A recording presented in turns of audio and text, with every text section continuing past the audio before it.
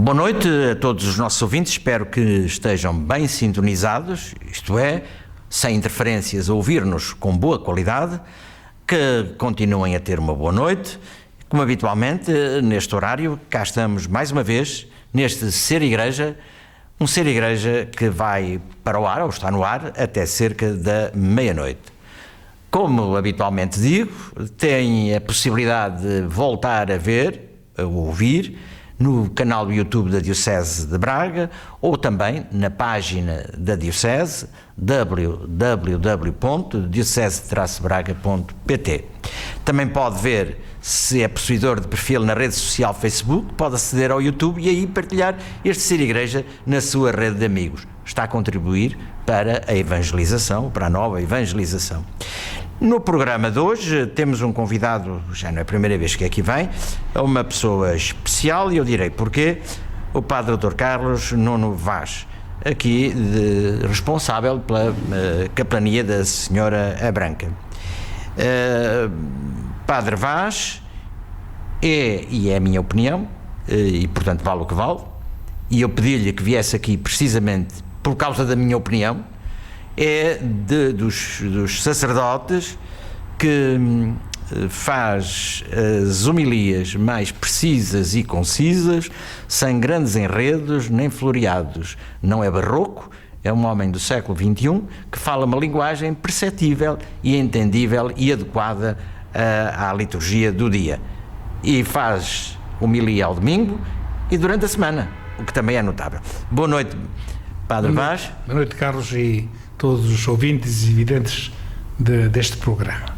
É com muito gosto que eu tenho em recebê-lo, se assim posso dizer, para passar um bocadinho desta noite connosco, e o tema escolhido, como não podia deixar de ser, podia ser outro, obviamente, um homem com a competência, com as capacidades que tem, podiam ser outros temas. Eu gostava de que conversasse um bocadinho para os nossos ouvintes sobre um tema candente, até porque nós estamos a terminar o ano da fé. Além disso, na nossa diocese, o plano pastoral é a fé, a palavra celebrada, e a palavra celebrada também tem a ver com a homilia a que os Papas têm dado nos últimos anos particular atenção. Estou-me a lembrar de Bento XVI, por exemplo, no Sacramento da Caridade, número 46, quando diz, citando o Concílio Vaticano II, a homilia constitui parte integrante da ação litúrgica, e depois diz uma série de recomendações: evitem-se homilias genéricas ou abstratas de modo particular, peça aos ministros para fazerem com que a homilia coloque a palavra de Deus proclamada em estreita celebração com a celebração sacramental. A palavra de Deus seja realmente apoio e vida da Igreja. Tenha-se presente, portanto, a finalidade catequética e exortativa da homilia. Comentários ao que eu acabei de dizer. Temos muito que falar, porque vamos falar deste Papa também a propósito da homilia. Mas agora, antes de irmos ao Papa, vamos a este pedacinho do Sacramento da Caridade de Bento XVI. Pronto, e este convite também surge na sequência de uma ação de formação que houve precisamente sobre a homilia, em 29 e 30 de outubro, destinada essencialmente ao clero da Arquidiocese, e que a equipa de formação da Arquidiocese, em que me insiro, à semelhança de anos passados, o ano passado, por exemplo, foi sobre o Sacramento da Reconciliação, há 2 anos sobre os presbíteros, a vida dos presbíteros, este ano sobre a homilia. E tivemos connosco um especialista, o Frei José Nunes, a falar-nos no primeiro dia precisamente da pregação geral à homilia. Depois, da parte de tarde, ouvimos excertos de algumas homilias gravadas pelo Paulo Rocha, entre elas um excerto da homilia do Parque do Cartaxo, em que punha um bonequinho também a falar, e fomos convidados a comentar que tipos de homilia aí estavam, se se aproximavam ou não do que era o ideal ou não.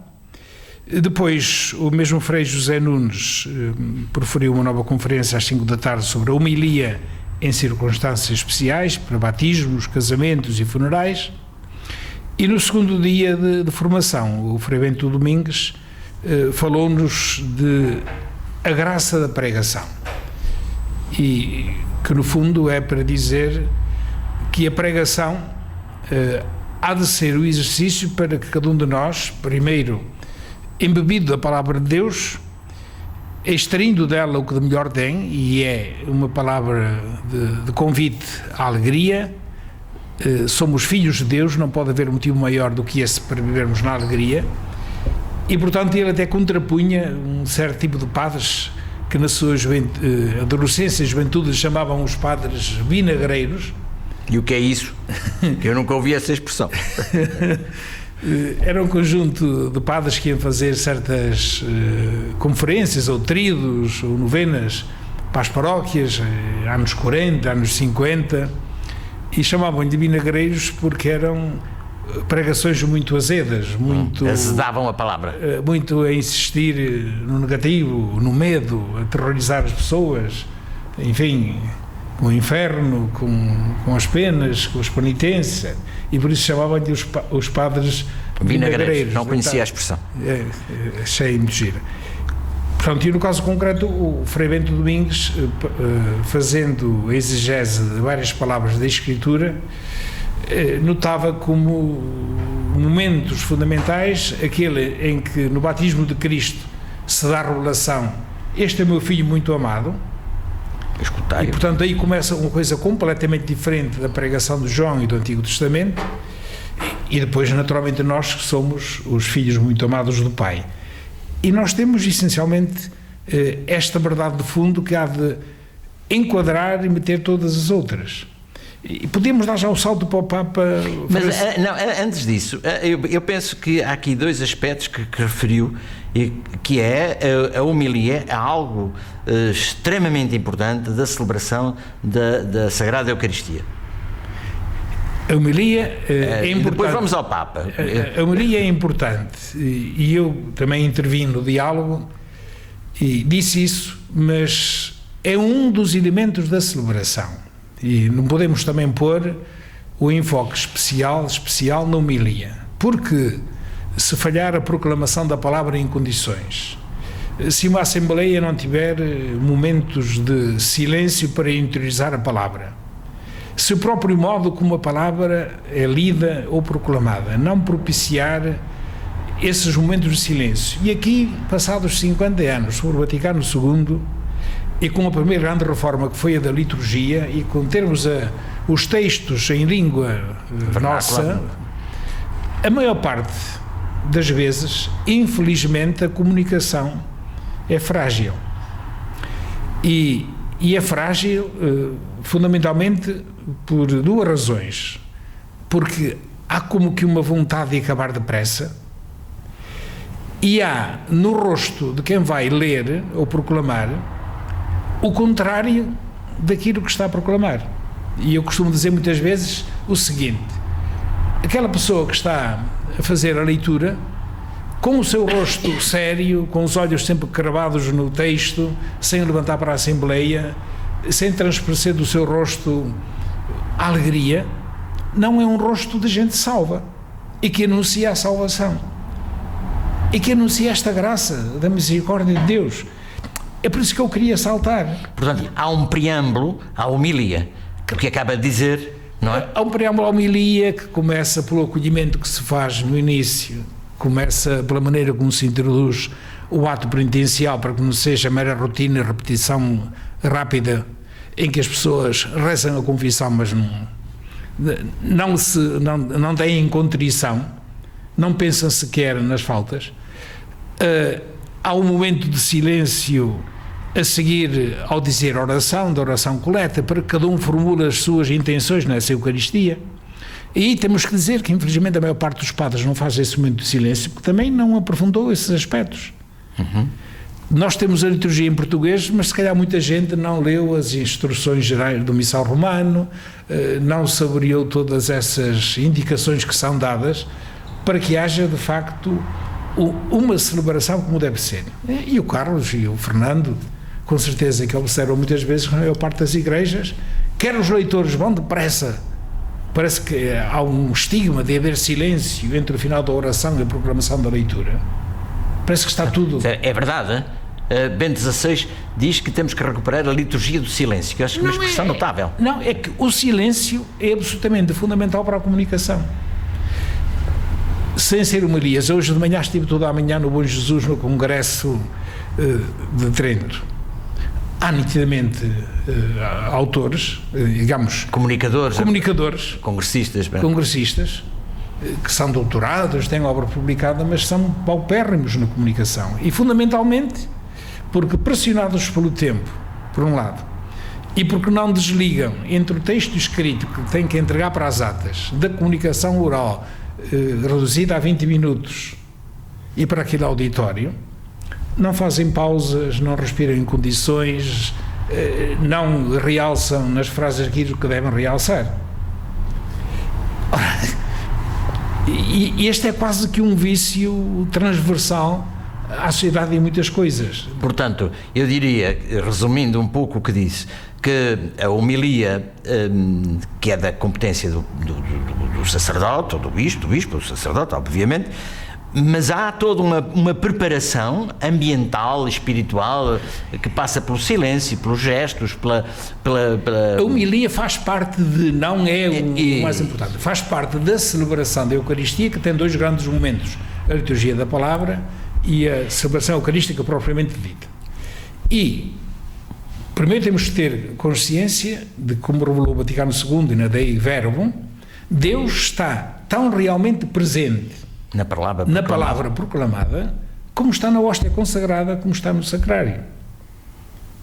Portanto, e se nós nos ajoelhamos ou entrar na igreja diante do sacrário, devemos estar com igual atenção, e então quem vai proclamar a palavra deve ter muito mais cuidado em preparar a proclamação da palavra, porque aí é que está. E depois, também dizem as normas da igreja que numa Eucaristia solene de domingo podia não se cantar mais nada, mas nunca deveria deixar de se cantar o Salmo responsorial. E de facto a gente pode fazer a experiência. Não há melhor resposta à primeira leitura do que o Salmo responsorial, a palavra de Deus. Bem cantado, bem saboreado, bem meditado, a mim apetece muitas vezes acabar de proclamar o Evangelho e sentar-me, deixar o Evangelho a 2 minutos, e se o proclamei bem, 3 minutos, 4 chegam-me. Isso leva-nos para dois campos. Portanto, a finalidade da homilia.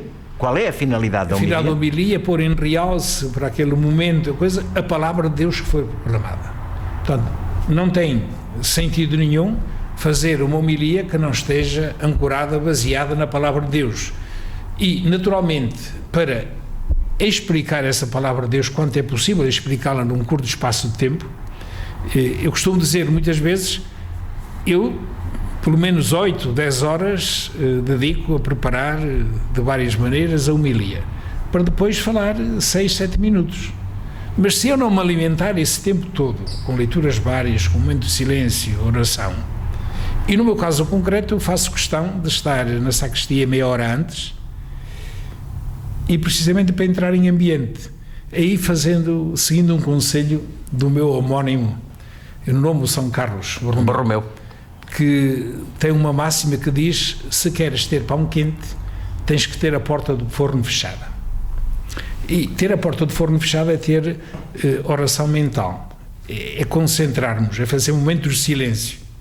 Se nós não tivermos a porta do forno fechada, o pão depressa esfria e perde todo o seu sabor. E o mesmo em relação à palavra de Deus. Agora, quando eu estou na igreja e minimamente olho e vejo pessoas que durante a proclamação do Evangelho estão a falar para o lado,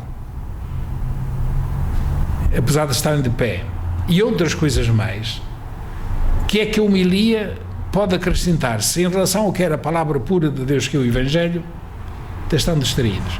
Portanto, estes aspectos para mim são ainda muito mais importantes.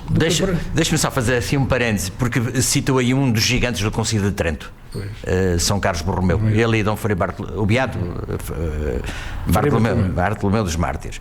Mas continuando, portanto, aqui Bento XVI, naquele extrato que eu li, dizia que a homilia tem que ser catequética e exortativa. Foi o que disse há bocadinho. Depois referiu... Tem que ser essencialmente catequese, portanto, ajudar a penetrar no texto, não é? Por exemplo, em relação a este texto de domingo do Zaqueu. Um texto muito bonito. Muito bonito. Mas uma coisa, pronto, é dizer que, enfim, Jesus foi para a casa de Zaqueu, outra coisa é dizer que Jesus, conhecendo bem quem era Zaqueu, porque sabia, não lhe disse primeiro: olha, tu és um tratante e tens que te arrepender para eu entrar em tua casa. Nem lhe disse: olha, primeiro vamos à sinagoga rezar e depois eu vou à tua casa. Ele antecipou-se, ele é que viu, de alguma maneira que foi ao encontro, quer dizer, o Zaqueu quis ver, subiu à árvore, mas ele é que foi encontrado por Cristo, e do encontro que Cristo provoca e diz: eu quero ir à tua casa, vai surgir a conversão. Porquê? Nós só nos convertemos quando primeiro somos olhados por Cristo. A graça precede-nos sempre. Isto, o que acabou de referir, permite passar para o atual Papa. Pois. Não é? Nem de propósito, que estava ansioso por falar do Papa Francisco, notável nas suas homilias, e este episódio do Zaqueu e aquilo que disse, acabou de referir, dá-nos margem para saltar para a atualidade, para o Papa Francisco. Não, e que este Papa põe em questão a maneira como nós ocidentais, muito mais especulativos, muito mais preocupados em dar doutrina, pela doutrina, quando não se dá apenas moral, e uma moral barata, totalmente desligada da palavra de Deus. Creio que temos muito a aprender deste Papa, e como nota, eu tinha aqui um artigo do António Spadar, o diretor da Civiltà Católica, que entrevistou o Papa, que é jesuíta. É um artigo do dia 2 de novembro, e em que ele diz: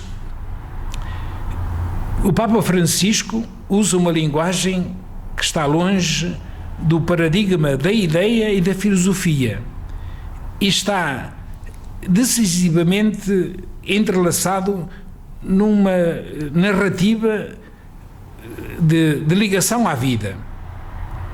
A comunicação da fé só se pode fazer com o testemunho, e este testemunho é o amor. São palavras do Papa.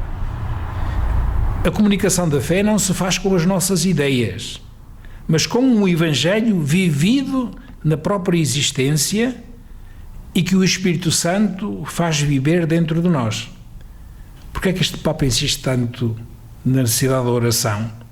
Eu não tenho medo de dizer que um bispo não reza se torna mundano. Um padre que ele tem batido muito essa tecla. Porque é que a gente sabe que ele, além das 3 horas de oração de manhã, várias vezes ao dia, e de rosário e da liturgia das horas, passa 1 hora de adoração ao Santíssimo à tarde? Está a alimentar-se. Claro, precisamente isto. Portanto, quando houver... Portanto, para o Papa, este testemunho começa precisamente do seu corpo, das suas palavras. Eu dizia-lhe antes, é impossível manter aquele sorriso que a gente vê que é natural, que é diáfano, sem uma grande... brota-lhe de dentro. E, portanto, também diz que a linguagem do Papa Francisco não é especulativa, mas missionária. Uma linguagem atenta ao interlocutor, tanto quanto à mensagem. Repara a mensagem para as famílias. Na mensagem para as famílias insiste: numa família, para haver bom ambiente, são necessárias 3 palavras. Dá-me licença, em italiano é uma coisa, permesso, dá-me licença, isto é, nós não invadirmos a vida do outro com quem habitamos e respeitarmos. A segunda palavra, parabéns. É obrigado. Obrigado. Parabéns, felicito depois. Felicitação, enfim, por o que acontece. E a terceira palavra é obrigado. Perdoa. Perdoa. Desculpe. Desculpa. É isso. Eu, por acaso, aproveitei estas palavras na homilia. E sabe que no final me apareceram 3 pessoas à sacristia a dizer: obrigado, Sr. Padre, porque hoje vou mais rico. Até por acaso era assim: vou mais rica. E eu entendi ainda bem, quer dizer, quando às vezes as pessoas dizem que têm dificuldade em encontrar onde é que pecam, começaram a perceber que na própria vida de intimidade de um casal, dos pais com os filhos, os silêncios são tremendamente negativos. quando há palavras que nós devemos evitar. Dizer que a Associação Famílias vai fazer um cartaz com essas, já está a ser feito um cartaz precisamente com essas três palavras. Desculpe, dá licença, desculpe e obrigado. E depois ele diz, não é, que com estas três palavras as famílias mudarão.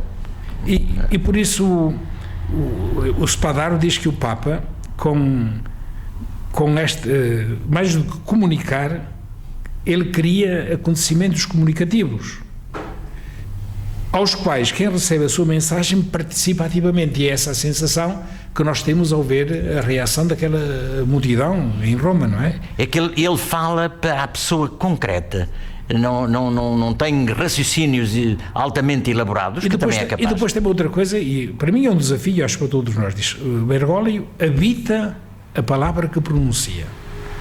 Portanto, não é uma palavra que sai apenas de um raciocínio especulativo, ele habita, vive-a. A palavra não é jamais pronunciada pela sua beleza, mas porque está em condições de criar uma relação evangélica. É uma palavra filha do discurso humilde, do tipo de Santo Agostinho, porque quer ser uma palavra casa, palavra bela, acessível e clara, suave.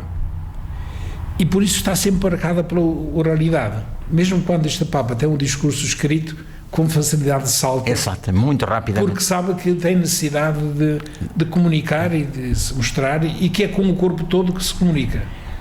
Voltando à homilia, porque o tempo passa e não podemos estar aqui a noite toda, o que seria excelente, porque não só é um bom comunicador, tem saber para comunicar, e a comunicação muito centrada na realidade. De facto, a homilia tem que ser isso. E se eventualmente as homilias saltam destas balizas, não é, do que acabou de referir, tornam-se fastidiosas. E depois é que eu lhe disse, tem que haver coerência. Se eu digo que é importante o silêncio, tenho que os viver durante a celebração e eles serem naturais em mim, como a minha respiração. E aliás a gente vai descobrindo que se nós rezarmos que devemos rezar, fazendo os devidos silêncios e respirando profundamente, que é necessário para preferirmos uma frase com uma devida entoação. E descontrai, até fisicamente. Tem benefícios fisicamente, porque até permite tirar o chamado ar podre que está lá no fundo, se a gente respira profundamente. E autocondicionámonos precisamente para, fazendo as devidas pausas, indo no ritmo devido e justo, nem ronceiros, nem demasiado apressados, além de uma experiência de verdadeira comunhão, de nos pormos ao mesmo ritmo no louvor do Senhor, dando cada um de nós o melhor testemunho é esse, não é cada pessoa por seu lado, com a sua vozinha, sem fazer parte do conjunto. E aqui eu queria dizer que depende muito do sacerdote que preside. O sacerdote que preside, marcando bem os ritmos, o povo pode-lhe gostar, mas vai lá. E acaba por rezar como deve rezar. E começa a compreender a beleza da própria oração. Por isso é que eu digo que não é a homilia o mais fundamental, é toda a celebração. É um todo, não é? Há um todo. Pronto, não? E quando alguns punham a objeção de que muita gente não se pode demorar mais de 45 minutos na celebração da missa, na celebração da missa de domingo, eu honestamente não consigo celebrar menos de 55 minutos, porque há cânticos. Eu nunca prescindo do salmo devidamente cantado, como deve ser. E até quando foi a missa da televisão em 7 de abril, eles disseram que, por conveniência deles, que poderia ir até 1h19. Aproveitou. Eu aproveitei, todavia a homilia só foram 6 minutos. Portanto, o que eu quero dizer é que se pode ter uma Eucaristia que demora 1h20 e ninguém tinha vontade de sair, e a homilia serem só 6 minutos. Pronto, era missa solene, cantámos as partes todas e como deve ser, e pronto, para nós era a verdadeira vivência da Páscoa, a festa maior. Mas com isto quero dizer que, de facto, nós evangelizamos com toda a celebração e não apenas com a homilia. Não podemos reduzir a missa à homilia. Seria empobrecer tremendamente a riqueza. Isto até, digamos, isto tem... como diria um sargento com quem eu fiz a tropa, isto tem movimento de vai e vem e vice-versa. Claro. Isto é, A homilia não é o centro, não é? Mas também a homilia é central. É central. É central e, portanto, ajuda a pôr em ordem as leituras proclamadas, porque dificilmente uma Assembleia comum tem capacidade de captar o essencial das leituras proclamadas e a relação que há entre elas. E, por outro lado, a homilia também prepara para que depois o louvor na Eucaristia propriamente dita se torne ainda mais sentido e vivido, porque iluminados pela palavra de Deus. E quando assim é, de facto as coisas são de uma outra maneira.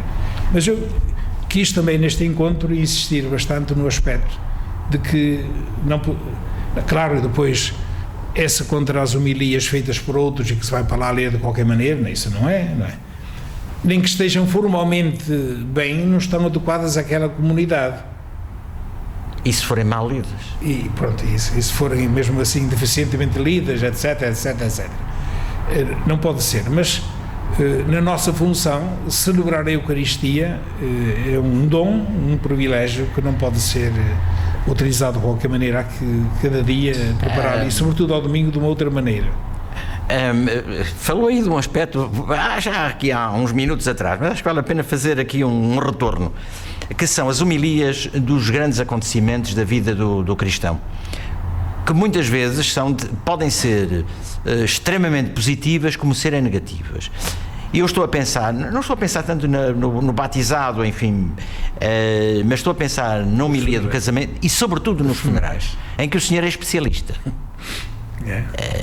É que uma homilia num funeral pode não só aliviar a dor, mas dar uma percepção da morte como uma mudança para um novo estilo de vida que muitas pessoas, cristãos ou não, já não têm, ou perderam, ou nunca tiveram. Não, e inclusivamente, quer dizer, cá está. A celebração de uma missa de funeral, como deve ser, com bom coro, com cânticos apropriados, é ela mesma uma celebração da vida e do triunfo da vida e da gratidão a Deus pela vida que foi.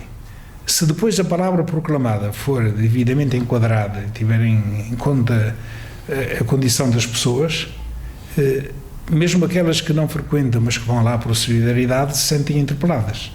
E, portanto, começam a dizer isto, olha assim. Já agora permita-me terminar com uma coisa pessoal. No domingo passado eu fui celebrar o Dia de Fiéis Defuntos, no sábado passado, a uma freguesia do meu concelho natal, a Padia do Parco, e aproveitei também para que um casal do Porto, que esteve no Brasil e em que o marido morreu, enfim, quase que repentinamente com um acidente vascular cerebral, e portanto depois fui para cá, fizeram a cremação e queriam levar também as cinzas ao cemitério e nunca encontravam disponibilidade do parque da freguesia vizinha para fazer isso. E a viúva e a filha e o genro e os netos tinham esse drama. E eu disse, olha, eu vou celebrar a tal freguesia, a vizinha, com muito gosto, se querem aparecer lá, pronto. E disse, entretanto, podem pôr as cinzas no cemitério. Urna, pois, não? Pronto, eu não os conhecia pessoalmente, conhecia só por ele ser assinante do jornal, a Voz do Melgaço. Apareceram, fizemos a celebração, é uma comunidade em que, pronto, as coisas correm bastante bem. Fomos ao cemitério no final. No princípio pedi autorização e lembrei a pessoa que se tinha falecido no Brasil, que veio para a vizinha. A comunidade compreendeu perfeitamente. No final da Eucaristia, a família, composta por 8 ou 9 pessoas, entre elas um advogado e um gerente, disse, padre, queria felicitá-lo porque a gente assim falou claro, compreendemos o que queria, sentimos-nos encorajados de uma outra maneira. E olha, é a minha missão e função, quer dizer, se nós podemos ser esse lenitivo e essa alegria, muito mal estaremos se não o damos. Terminou esta nossa conversa com o Padre Dr. Carlos Nuno Vaz. Voltaremos a falar destes assuntos brevemente. Acho que é muito importante e a maneira como terminou, acho que não precisa de mais comentários nem de mais mensagens, porque no fundo é um apelo a que as homilias por quem as profere sejam adequadas em termos de conteúdo, em termos de catequese e de exortação, pegando no Sacramento da Caridade Bento XVI, e simultaneamente por quem as escuta, que também ponha os ouvidos não a ouvir, mas a escutar, isto é, a agir interiormente, a deglutir e a saborear, isso para mesmo, que de facto a palavra assimilando a palavra de Deus que nos é explicada e incentivada a sua leitura e escuta. Muito obrigado. Nada. E até uma próxima oportunidade. Ok. Muito obrigado.